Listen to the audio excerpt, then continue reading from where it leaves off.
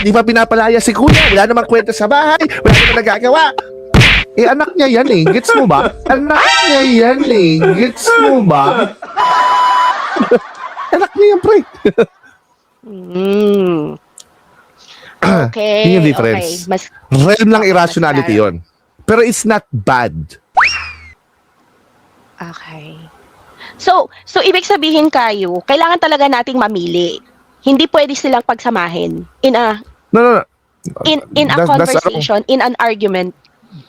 That's a wrong question.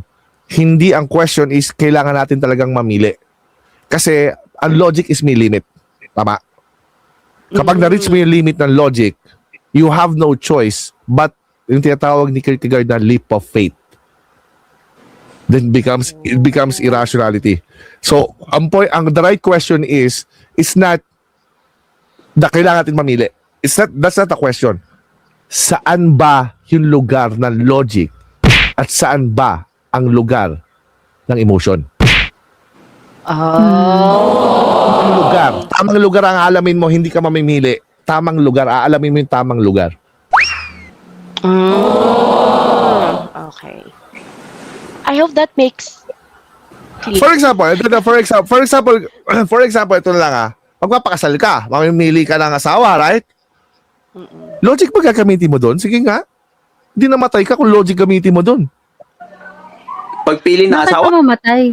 Bakit? Mag-asawa. Bakit Eh, siyempre, ka mamatay? analysis paralysis. Sooner or later, you just jump to it, leap of faith.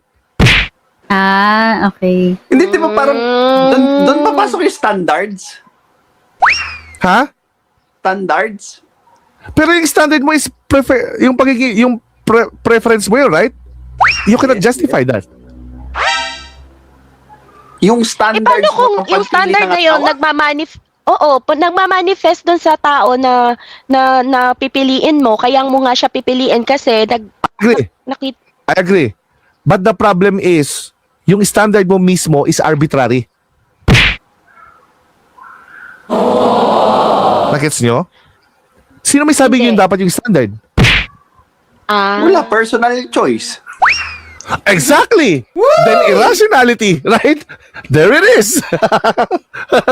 Okay. Kasi kung ang gusto mong sabihin, to make it logical, it needs to be at least pasok siya sa standard ng pagkalahatan, not just yours. Lahat. Kasi nagiging Plus one subjective equals to. 1 plus 1 equals 2. Hindi ko pwede sabihin, I Hindi prefer siya- 2.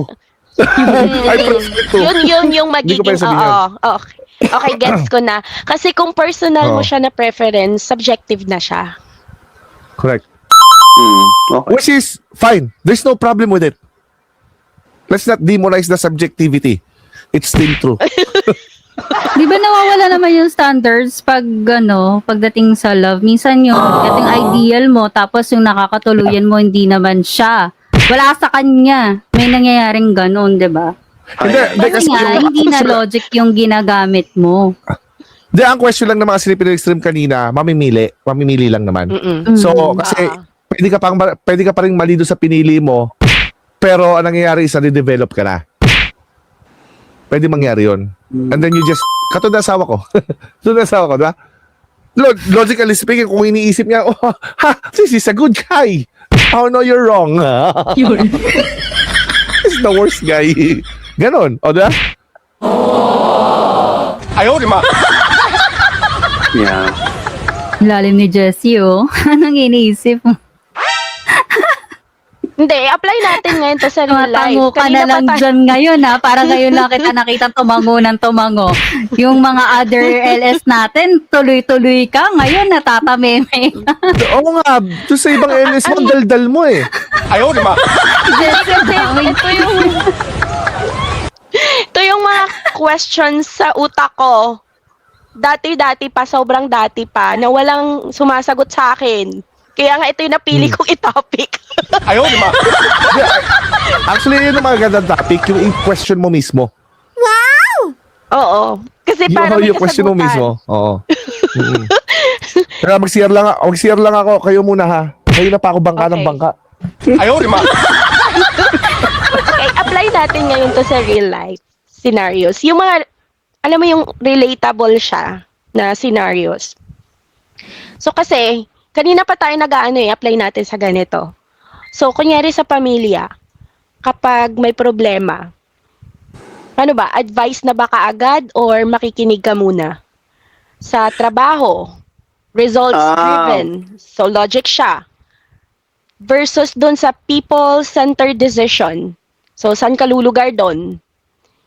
Now, sa social media, bakit mas viral yung mga emotions kaysa yung may mga data? May mga facts, evidence. Anong sa inyo doon? Ano ba, natatabunan na ba tayo ng empathy? Which is, ito naman talaga yung reason kung bakit nandito tayo, di ba? Sige, ako muna sasagot. Sa office, Go. mas maraming ayaw sa akin. Kasi hindi nga ako, di ba? Hindi ako dun sa empathic na side. Parang dun ako nag-stick kasi sa rules kung ano yung policy sa office, ganito, hindi. Yung hindi talaga sa akin. Wala akong consideration. Kasi para sa akin, pag binrake mo to, pag may isang pinagbigyan, lahat na yan, kailangan mong pagbigyan. So, kailangan mag-stick ka doon. So, syempre, marami magagalit sa akin kasi sabi na, wala kang pakikisama, ganyan. Yun yung disadvantage ng nag-stick ka lang doon sa rule.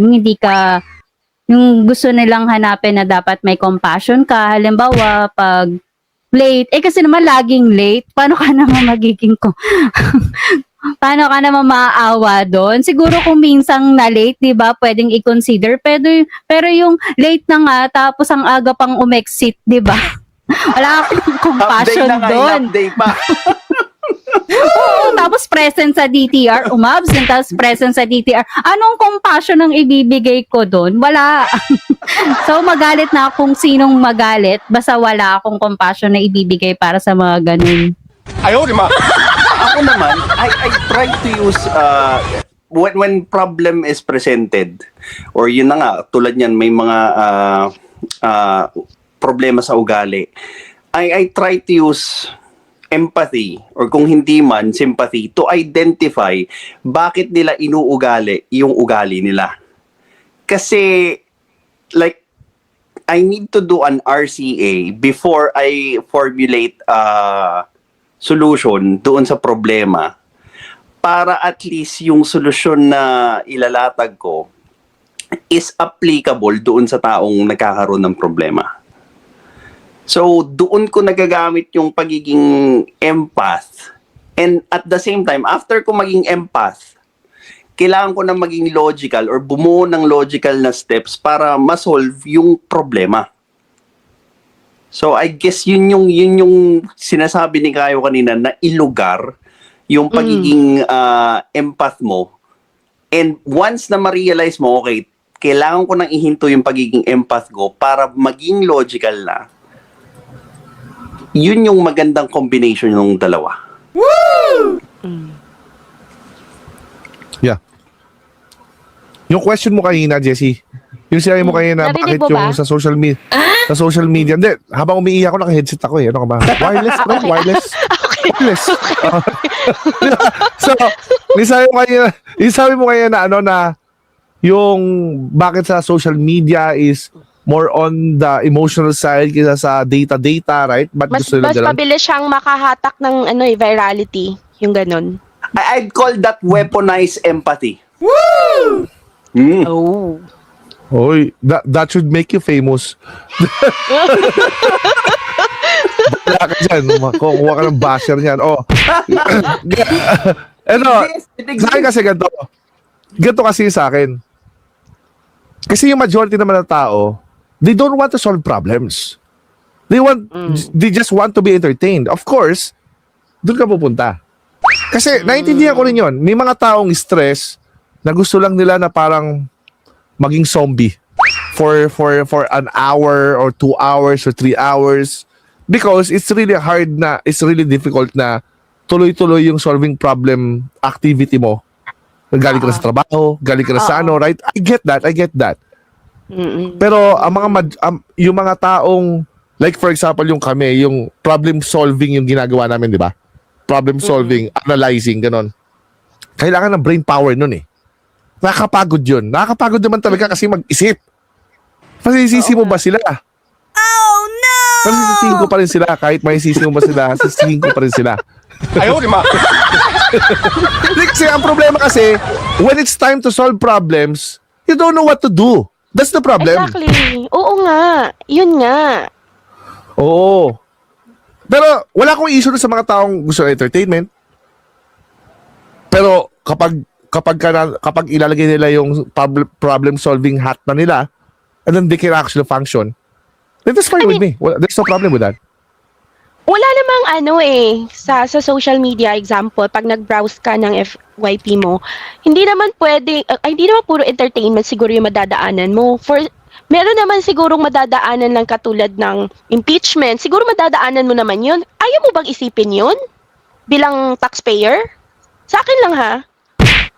At teka lang ano magiging source ng enjoyment ko pag nanood ako ng impeachment, dude? Come on. Hindi. What I mean is that you already have gone through or browsed through dun sa entertainment na part.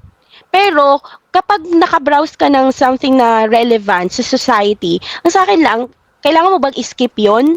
Para lang puro entertainment yung i-feed mo sa utak mo? Kasi dito Nag-i-exist yung mga napapasok yung ganun. Majority of the Filipino, ganun. Hindi lang sila Napapagod kasi nag-exist. sila. Kaya skip na nila yun. Simple. Bawal kasing mag-isip sa Pilipinas. Pero lalo lang silang pero ganito kasi kung napagod sila mag-isip para maging informed. So mapapagod lang sila habang buhay kasi pipili sila ng same na tao para iuupo nila sa gobyerno kasi nga ayaw nila makialam. Ayaw lang mag-isip. Hindi naman nila nare-realize yung mali nila eh. Hindi naman nila naiisip yun. Hindi sila mapapagod. I think is they're underestimating their power. Yun yung issue. They don't realize their effect as individual and as a collective. They don't know Hindi that. nila kayang isipin yun. Ganito yung nakikita ko dyan. When it comes to those kinds of issues, I will select either influencer or politiko that would, I think, champion my beliefs or yung paniniwala ko. And then, once na mag-fail yung taong yon or yung politiko na yon, wala sa akin yung burden. Nandun sa taong pinaniwalaan ko at sinunod ko na iboto si ganito, si ganyan. So, ang ending, hindi ako yung magbaburden nung ginawa ko, pero yung pinaniwalaan ko. Maraming Pilipino yung huminto mag-isip kasi nga, ba't pa ako mag-iisip? Paniwalaan ko na lang to. Pag niloko ko nito, pag nangurakot to, isa kanya yung burden. Nakafocus sa cure instead of prevention. Maraming Pilipino yung huminto mag-isip kasi nga may scapegoat ako. Sabihin ko, niloko ko nito, nagsinungaling to eh. But you can prevent it by being, critical about it or mag-isip ka ng or parang i-advance mo yung ginagawa nito or i-identify mo na niloloko ka. But sabi nga ni Kayo, nakakapagod yun. So bakit ako mag-iisip? Paniwalaan ko na lang, pag nangurakot yan, pag niloko ko ng influencer na yan, sisiin ko siya. Ayaw, di ma. So, ganun ba yung mga bumoto tapos pag kinwestiyon mo, kasi binoto mo yan tapos nagagalit sila na sinisisi sila? Yun ba yun? Pero at the same time, pinagmamalaki nila sila yung nagpanalo, di ba? Kasi parang gano'n, di ba? Yung binoto nila, tapos ngayon kinwestiyon mo dahil binoto nila, nagaganito. Ayaw nila, nagagalit sila. Ganun, di ba? Galit sila. Totoo Sabi, naman. bakit kasalanan namin? Nagtiwala lang naman kami sa kanya. Kasalanan ba namin na ginawa niya? Parang gano'n. Nisi na nila lahat, pwera lang sarili nila. Yeah. So, wala silang accountability. Gano'n. Oh, alis ka na? That leads us to the next point, which is yung modern Ah. conversation problems natin. So you're telling me, or are you telling me that social media trained us to react instead of understand? Oh yes. I so believe that. Yung project na social media, it's really inclined sa psychology. Yung share, like, react, it has something to do with reward system na sumasabog yung dopamine sa utak natin every time na dumadami yung comment, like, shares. Yeah, it's really a psychological tool, social media. Okay. And ito lang ha, kasi nanonood-nood na rin ako ng mga debates. So, why do I feel, this is just me, that debates today feel more like emotional survival than truth seeking? Konti lang yung nasa truth seeking na side. Matagal lang ganon, Jessie. Actually, number one weapon sa politics yan. Sa politics mo lagi makikita yan. Because Yeah. ang game sa politics is not about reason. Ang issue is not policy. The person is the issue. Sa politics. Oh, walang pagkakaiba sa rap battle yan. Oo nga, yun nga lang, pinag-usapan nila, mag-rap tayo, magdudurugan tayo, mag-anuan tayo ng pagkatao natin. Sa politics, hindi siya agreement.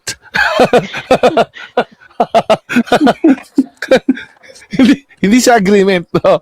Pero sa rap, agreement siya. Pero dito sa politics, hindi. Nagiging weapon, kasi ang nagiging issue dito is not the policy.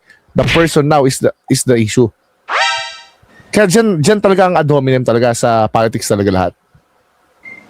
Oo, hindi So, na are we actually pinapakinggan kung anong listening? sasabihin nila. Basta kung sino yung nagsalita, depende kung kakampi mo siya o hindi. Diba? So that's Ganun actually siya. my question eh. Remember sabi We are ni listening. Sas sa kanila Joey, ang sabi nila, everything is just propaganda. That's how they think. Turn off ako dun eh, nung sinabi nila yun. Sad but true. But that has been the case kasi sa politics, yun yung issue. Kumbaga, andito tayo, nagbumubo tayo ng community to actually fight that bullshit.